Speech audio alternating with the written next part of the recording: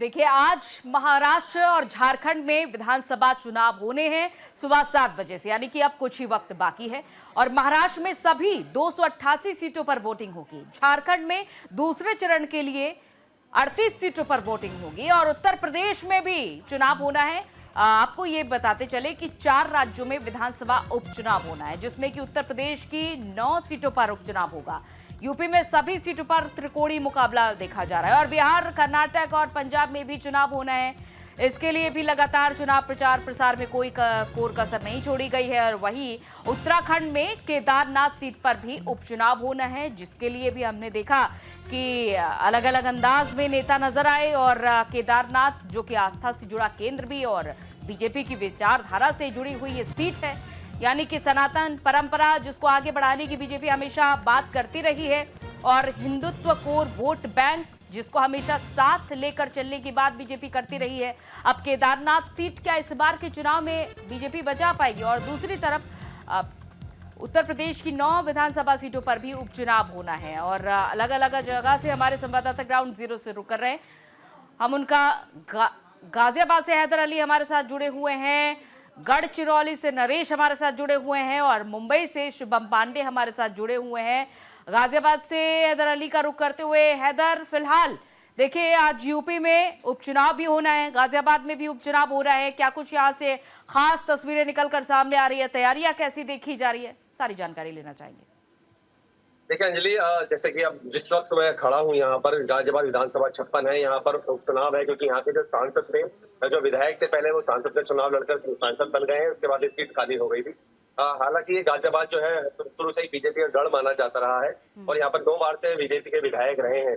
इस बार जो है तो समाजवादी पार्टी के प्रत्याशी, गठबंधन के प्रत्याशी थे, समाजवादी पार्टी के चुनाव को यहाँ पर 2027 का सेमीफाइनल कर यहाँ पर चुनाव लड़े।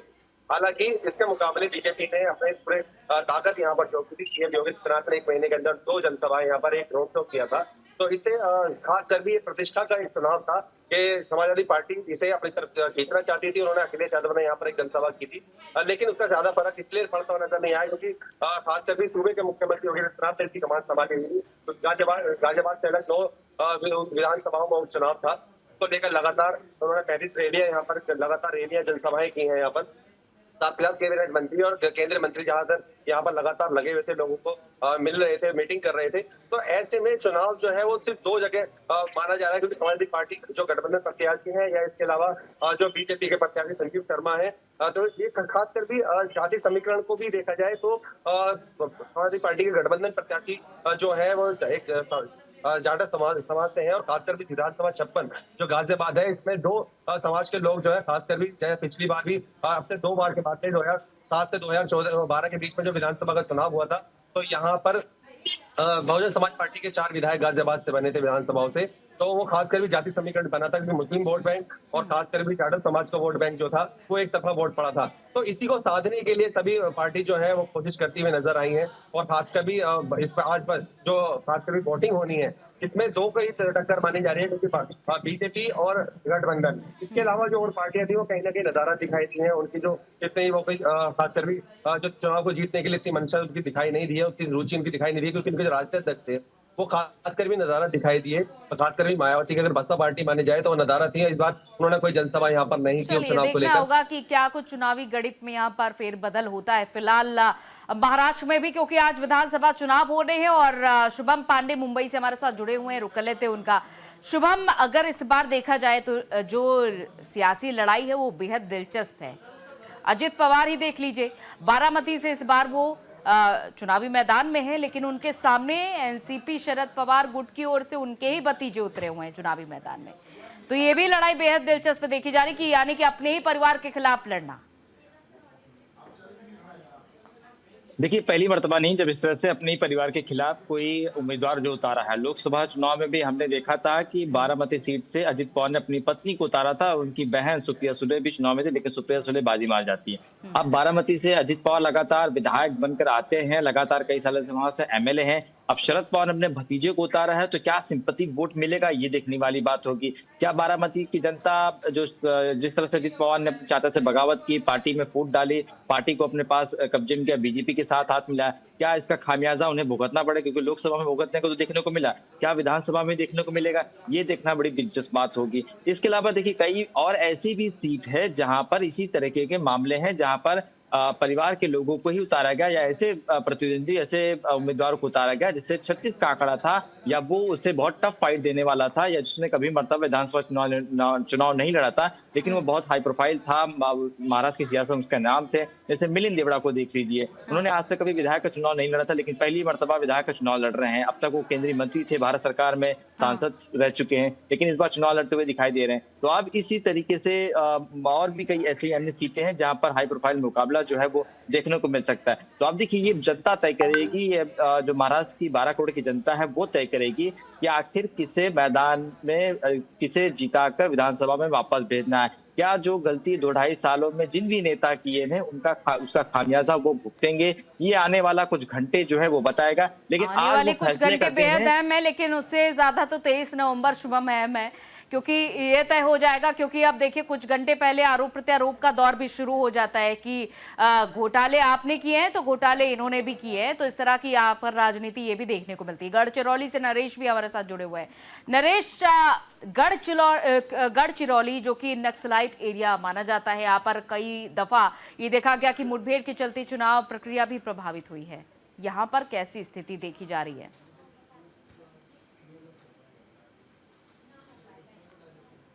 चलिए वापस से रुक कर लेते हैं शुभम पांडे का। शुभम हमारे साथ जुड़े हुए हैं लगातार। शुभम, देखिए इस बार की जो आप जैसा कि हम जिक्र कर रहे थे राजनीतिक लड़ाई, अब देखिए कुछ घंटे पहले विनोद तावड़े पर जब आरोप लगता है कि वो पैसे बांट रहे हैं, 5 करोड़ रुपए पैसे बांटते हुए उन पर आरोप लगाया जाता है बहुजन विकास अघाड़ी की तरफ से। अब ये देखिए पूर्व आईपीएस रविंद्रनाथ पाटिल भी आते हैं अचानक से और वो कहते हैं कि बिटकॉइन की हेरफेर की है सुप्रिया सुले और नाना पटोले ने। इसे कैसे देखा जाए, क्योंकि मतदाता कुछ घंटे पहले तो ऐसे कंफ्यूज हो जाएंगे। देखिए जिन शब्दों का उपयोग किया है बिटकॉइन, ये देश की आधी आबादी तो उसके बारे में जानते ही नहीं। जो पढ़े लिखे लोग हैं वो जानते हैं कि बिटकॉइन एक ऐसी करेंसी जो हम इसे कैश के बदले नहीं कह सकते हैं, जो लेकिन डिजिटल ट्रांजैक्शन से कहा जाता है। अब देखिए अब इसे विनोद तावड़े की जो बात हम कर रहे हैं, विनोद तावड़े पैसे बांटते हुए उसके वीडियो सोशल मीडिया पे वायरल हो गए, लोगों के सोशल मीडिया ग्रुप्स जो हैं व्हाट्सएप पे जो है सर्कुलेट हो चुके हैं। ये देखिए एक बीजेपी के ऊपर एलिगेशन जो लगे, विनोद तावड़े के ऊपर एफआईआर भी दर्ज हुए, पैसे वो मतदाताओं को दे रहे हैं। लेकिन जो ये आरोप लगाए गए हैं बिटकॉइन के, ये देखना होगा कि कितना फर्क पड़ता है आज चुनाव के दिन, किस तरह से क्या लोग इसे जनता इसे अपने जहन में उतारती है और जब मतदान करने जाएगी तो क्या अपना माइंड डाइवर्ट करेगी, ये भी चीज देखने वाले। क्योंकि चुनाव से पहले इस तरह से जो चीजें होती हैं, वो आपने कहावत सुनी है कि 500 रुपए और दारू की बोतल चुनाव की एक रात पहले बांट दिए जाते हैं। तो कल जो सियासत ड्रामा हमने महाराष्ट्र में देखा वो वही होते हुए दिखाई दे रहा था। अब बिटकॉइन की बात कही जा रही है, डिजिटल करेंसी है ये, लोग जो है बहुत कम लोग इसके बारे में अभी भी जानते हैं, लोग अवेयर नहीं है। तो अब देखना होगा कि क्या फर्क पड़ेगा, क्या उन सीटों पर जिन शायद ये भी शुभम फर्क पड़ जाए कि कुछ तो हुआ है, कुछ घोटाला तो हुआ है। भले ही डिजिटल करेंसी है, लोग बहुत ज्यादा नहीं जानते, हालांकि युवा इस बारे में जानते हैं, लेकिन ये जरूर समझ जाएंगे कि ये घोटाले हो रहे हैं। चलिए अब आइए आपको दिखाते हैं महाराष्ट्र में मतदान से पहले पोलिंग बूथ पर मतदान की तैयारियों का नजारा कैसा है, क्योंकि अलग अलग जगह से तस्वीरें सामने आई है। नागपुर से, अमरावती से, गोंदिया से तस्वीर सामने आई है, भंडारा से तस्वीर है, बारामती और धारावी का जिक्र हमेशा ही किया जाता रहा है कांग्रेस की तरफ से। तो अब ये 6 तस्वीरें आपके सामने, क्योंकि बूथ जो तैयार हो चुके हैं, यहाँ पर तमाम मतदाता अपने मताधिकार का प्रयोग भी करेंगे। और देखिए कुछ ही मिनट बाकी है, यानी कि 7 बजने में बस कुछ ही मिनट रह गए हैं, जब अपने अपने घरों से निकल भी चुके होंगे वोटर्स अपने मताधिकार का प्रयोग करने के लिए। और आज इंतजार कर रहे होंगे सभी चुनावी दिग्गज की कौन वोट देने वाला है, कौन फिलहाल उन्हें दरकिरार करने वाला है। और हमारे साथ हमारे संवाददाता भी लगातार जुड़े हुए हैं। गाजियाबाद से हैदर अली भी हमारे साथ लगातार जुड़े हुए हैं। हैदर अली, जैसा कि आप खुद जानकारी दे रहे थे कि गाजियाबाद जो कि बीजेपी का गढ़ रहा है हमेशा से ही, क्या इस बार कुछ गणित में बदलाव होने वाला है? क्योंकि जाहिर तौर पर अभी आप बीएसपी का जिक्र कर रहे थे, हमेशा हर बार के चुनाव में काफी समय से मायावती अब दूर नजर आ रही हैं। लेकिन अब इस बार के चुनाव में कैसी यहाँ पर लड़ाई देखी जा रही है? देखिए एसपी गाजियाबाद विधानसभा 56 में इस बार जो उपचुनाव है, खासकर भी इसमें है ना जाति समीकरण बहुत ज्यादा बनाए गए हैं। खासकर भी जैसे कि इंडिया गठबंधन है, उसने पीडीए जिस तरीके से उन्होंने पीडीए के लेकर एक जाटव समाज के व्यक्ति को, जो खासकर भी वो बसपा से जुड़े हुए नेता थे, उनको समाजवादी पार्टी ज्वाइन कराई और उसके बाद उनको टिकट दिया गया। तो ये साधने की कोशिश की गई इंडिया गठबंधन की तरफ से, खास करके इसलिए ताकि जाटव समाज और मुस्लिम समाज इस विधानसभा में सबसे ज्यादा आते हैं। और यही वजह है। इसके बाद जो बीजेपी ने अपने जो पुराने नेता थे, यहाँ पर जमीनी नेता रहे, लाइन पार क्षेत्र का यह बहुत बड़ा इलाका है, इसमें वो अध्यक्ष भी रहे हैं। उसके बाद वो 6 साल से लगातार वो महानगर अध्यक्ष है, उन्हीं को टिकट दिया गया ताकि उनकी जो बहुत अच्छी पकड़ यहाँ पर इस क्षेत्र में रहती है। तो बीजेपी कोई भी ऐसा मुद्दा खासकर भी नहीं बनाना चाहती किसी और के लिए, क्योंकि सात छवि वाले संजीव शर्मा है, तो इसलिए उनके लिए सीएम योगी आदित्यनाथ से लेकर डिप्टी सीएम भी यहाँ पर आए, केंद्रीय मंत्री भी यहाँ पर आए, जो लगातार यही चाहते थे कि संजीव शर्मा की छवि भी अच्छी थी और लोगों ने उनको जनसमूह जितना भी यहाँ पर जुड़ा, उन्होंने उसके है ना उनके व्यवहार की वजह से जुड़ा। यही अगर इसके अलावा बात करते हैं तो पीएन गर्ग को यहाँ पर बसपा ने टिकट दिया। पीएन गर्ग इससे पहले राजनीति में सक्रिय नहीं थे, उनके कोई जानता नहीं था, पहचानता नहीं था। सिर्फ बीएसपी ये चाहती थी कि बीएसपी का जो वोट बैंक है वो खासकर भी जो एससी समाज का है वो पीएन गर्ग को मिल जाए। तो इससे अगर ऐसा कुछ होता है, अगर जाटव समाज, एससी समाज और मुस्लिम समाज अगर बढ़ता है तो बीजेपी का वोट बैंक बीजेपी को, प्रत्याशी को आसानी से जिता देगा। लेकिन इस बार हमने देखा कि सीएम योगी आदित्यनाथ का खासतौर पर यही कहना था कि हमें जीतना नहीं है, हमें ऐतिहासिक वोटों से जीतना है, तो हमें उसकी कोशिश करनी है, क्योंकि हमारा वोट बैंक तो हमारे साथ है। लेकिन इसके अलावा जो और जो लोग हैं जो हमारे साथ जुड़े हुए हैं, वो हम चाहते हैं कि वो भी खासकर भी जाति समीकरण को छोड़कर या जाति मुद्दों को छोड़कर वो सब तरीके से बीजेपी को आए, बीजेपी को वोट करें। तो इसलिए ये लगे हुए थे। और इसके बाद अगर हम बात करें तो एआईएम के पार्टी के यहाँ पर एडवोकेट रवि गौतम है जो प्रत्याशी बनाए गए हैं, वो इससे पहले बसपा में थे, बसपा में उनको निष्कासित किया गया। उसके बाद वो यहाँ पर क्या कहते हैं एआईएम ज्वाइन करने के बाद उन्होंने टिकट लिया। अब लेकिन वो खासकर भी मुस्लिम वोट बैंकों को साधने के लिए वो लगातार कोशिश में लग रहे थे। जाटव समाज से वो आते हैं, वो सोच रहे थे कि जाति समीकरण साधने के लिए, खासकर मुस्लिम और एससी समाज के वोट को बांटने के लिए ये इस तरीके से किया गया। एआईएम के अलग बात करते हैं तो भीम आर्मी जो है आजाद समाज पार्टी के जो प्रत्याशी है सतपाल चौधरी है, वो भी यहाँ पर लगातार इन दो समुदाय के लोगों से जुड़ते रहे। उन्होंने यही कहा कि हम अगर जीते हैं तो हम विकास करेंगे, 2.5 साल हमारे पास विधानसभा के रहेंगे। लेकिन अगर बात करें जिस तरीके से गाजियाबाद विधानसभा 56 जो है वो जीत और हार जो तय करती है वो लाइन पार क्षेत्र करती है। तो इस बार एक बड़ा मुद्दा ये रहा कि लाइन पार क्षेत्र का विधायक होना चाहिए, क्योंकि अगर सिटी का विधायक अगर होता है तो वो लाइन पार क्षेत्र की अपेक्षा शुरू से करता हुआ है और ये रहा भी है, क्योंकि लाइन पार क्षेत्र की हमेशा से अपेक्षा हुई है।